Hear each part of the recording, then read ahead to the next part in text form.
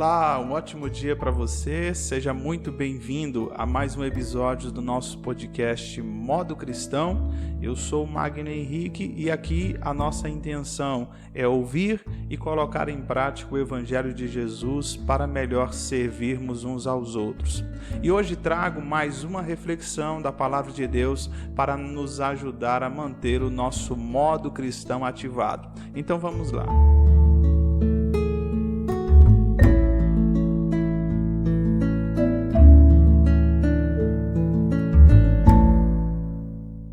Na nossa era moderna, existe um conceito que está enraizado no cotidiano comum, que é a busca pela felicidade. Onde as pessoas consideram a felicidade não como um momento casual da nossa existência, mas sim uma meta de vida. O psicólogo canadense Jordan Peterson, ele costuma dizer que perseguir a felicidade não é uma boa meta na vida, que seria melhor buscar ser uma pessoa boa, fazer a coisa certa e esperar, quem sabe. Na mesma linha, foi Pascal Bruckner, o pensador francês, que disse que é justamente essa sensação de que precisamos ser felizes o tempo todo e que isso está logo ali ao nosso alcance, que estaria produzindo tanta angústia, tanto consumo de antidepressivos, sem falar também nos que acabam se entregando até mesmo às drogas. Felicidade é algo tão questionado em toda a história que várias definições surgiram para o termo. Uma das mais interessantes foi a dos gregos, onde a palavra felicidade é, na sua tradução, eudaimonia, que significa bom demônio. Isso mesmo, bom demônio. Para os gregos, a felicidade era uma possessão, onde um bom demônio possui um indivíduo. Que coisa esquisita de se pensar. Depois de Jesus realizar muitos milagres, lá em Mateus, no capítulo 4, versículo 24, naquilo que era apenas o início do seu ministério, muitas pessoas vieram ao seu encontro porque a sua fama havia se espalhado. É importante esclarecer que o que se espalhou foi a fama, por conta dos milagres, e não as boas novas do reino que Jesus tanto pregava. E é fácil interpretar que a multidão que se formou estava ali em busca de algo que, no seu entendimento limitado, era a porta para a sua própria felicidade. E Jesus era uma espécie de chave para a realização desse desejo.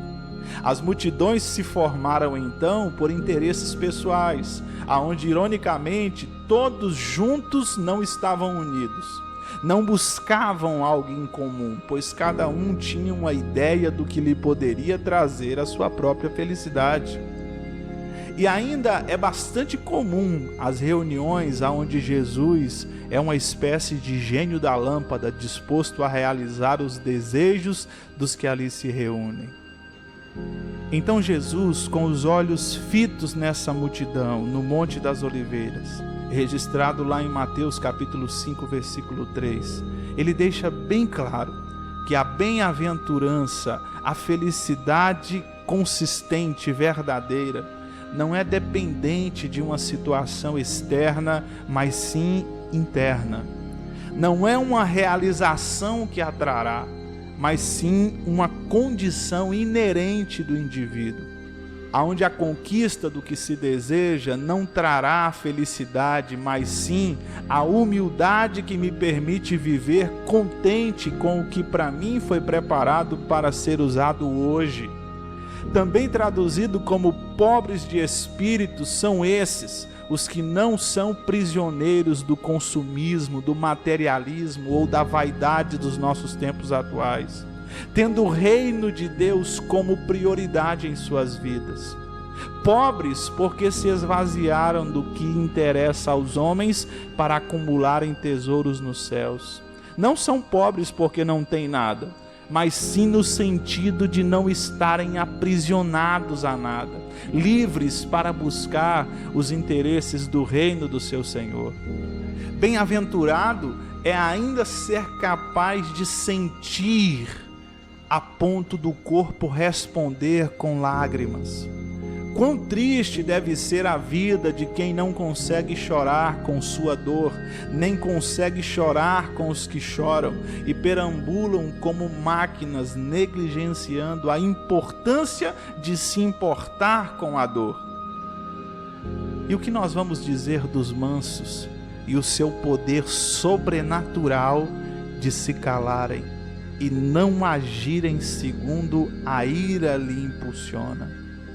Os que não suportam a injustiça e mesmo assim ainda são capazes de ter misericórdia dos injustos e acredita que todos têm o direito de uma segunda chance.